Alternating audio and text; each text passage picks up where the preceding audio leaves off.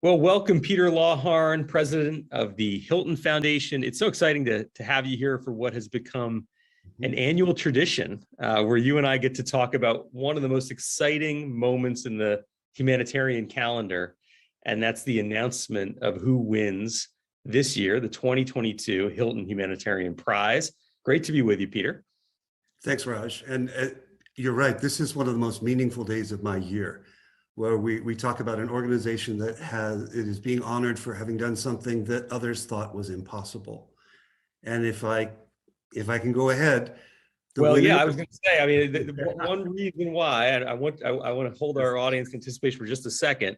One reason why this matters so much is, of course, everybody wants to know who won the biggest prize in the humanitarian sector globally. It's an honor for that organization, but also it's often kind of an early indicator of some of the important themes in our space. And of course, the jury is picking the best organization they can, but we're often looking into the minds of that jury and imagining they've seen so many organizations, why this one? And the themes that come out are so important as we look at this over the years. So with no further ado, Peter, I'd love to hear, and I know everyone watching would love to hear, who won the Hilton Humanitarian Prize in 2022? Well, I'm very, very pleased to announce that the 2022 Hilton Humanitarian Prize Award is going to the Norwegian Refugee Council, and an organization with long and deep experience, very sophisticated in its work, but very connected to people on the ground. And as you know, the prize is awarded by an independent jury. I had no role, my colleagues had no role in the selection, but we are overjoyed. I think what was on the jury's mind this year is that we're facing a century of dislocation. We're starting this year with 100 million people away from their homes and their countries, refugees and displaced persons. And that situation is likely to grow. We have a strained humanitarian system that was built after World War II. And we're facing multiple crises of migration and refugees around the world, compounded by pandemic, by inflation, by global conflict. And I think the jury felt that this year it was very appropriate to honor an organization that has assisted in crises around the world, the very well-known ones, the forgotten ones, the ones you never heard about in order to forget. And that works both with very sophisticated UN organizations and then local communities and organizations on the ground. It's a really interesting choice. I mean, obviously, you're right. The theme: 100 million people displaced from their homes around the world. We just crossed that tragic milestone, and so it makes so much sense that the jury would be putting a laser on this issue. It's just so core to everything in the humanitarian space. But there are many organizations working on it, and I wonder, for you, Norwegian Refugee Council is obviously very well known by those of us in the sector. What stands out for you about them in particular? You know, I do think it is the breadth of their work. They are involved in basically every continent where there is a refugee crisis.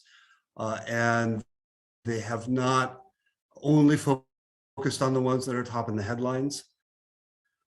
They have held on where things are quite difficult. Indeed, where relationships with a host country may be difficult.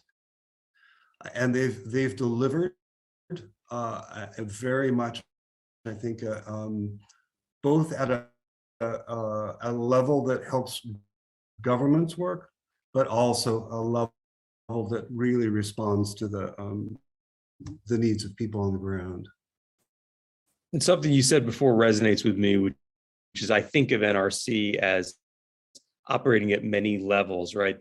They're negotiating at the UN, they're working with heads of state, they're trying to create humanitarian corridors, they're doing the international diplomacy of humanitarian work, but all the way down to working with local community-based organizations in some of these forgotten crises. So it's really a range of activities, and it's not a small organization, and it's been around a long time, but as you say, they're a really well-respected one, and this is going to be, a big piece of news and a big feather in their cap, no doubt, going forward. So it's so exciting to get you to make this announcement here with us today, Peter. We're really delighted for you, for the Hilton Foundation, and especially for the Norwegian Refugee Council. Congratulations. Thanks, Raj. We encourage everyone to tune in to our October 21st prize event. It will be a splendid event, and to look for NRC the whole year coming along as we hope to leverage the prize in their honor.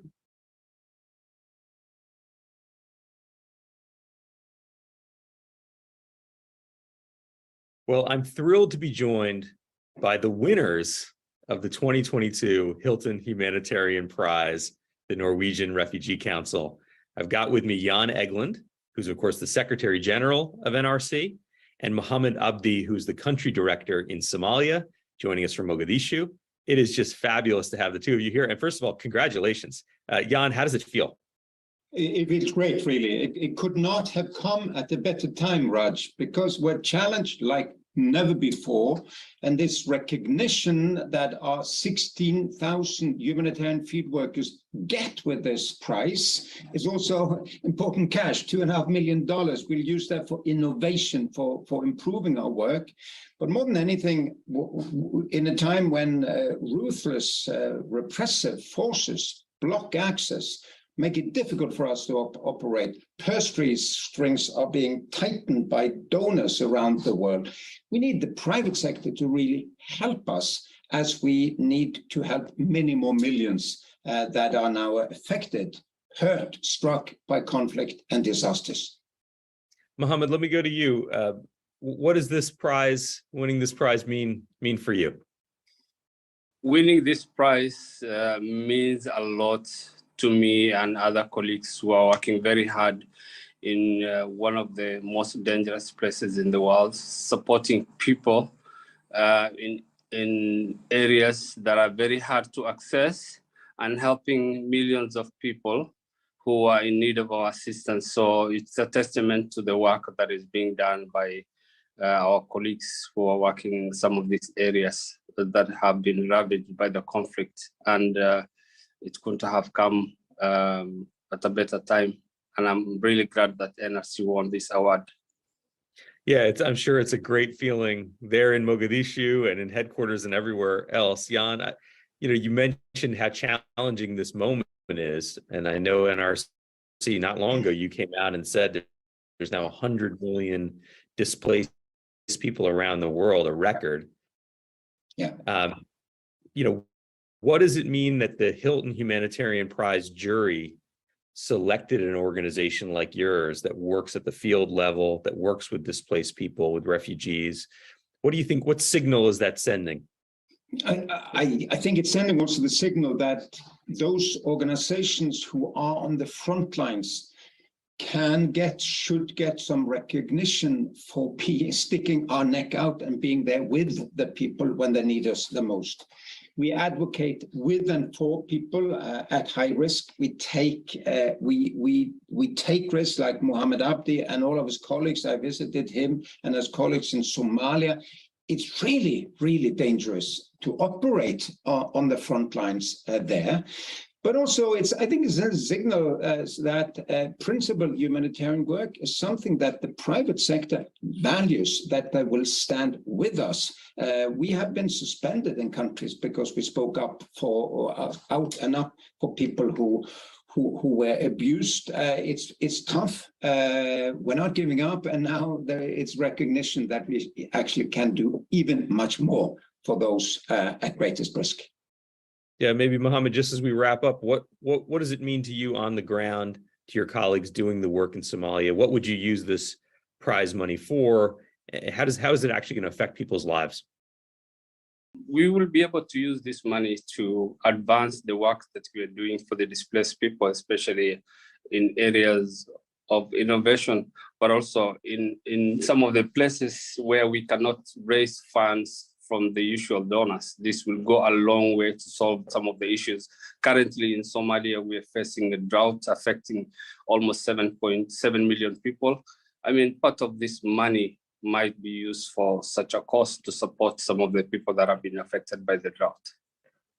That's fantastic to hear. It is a really challenging moment, but we need these moments of hope.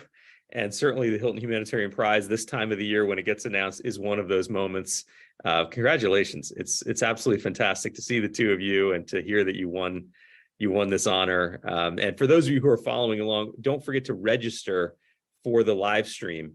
for the Hilton Humanitarian Prize award ceremony, which will happen in October of this year. Register for that and stay tuned for more information about NRC, about the prize, and about these issues in the humanitarian space that we cover every day. Thank you so much, Jan Eglin, Mohammed Abdi. It's a real pleasure to be with you.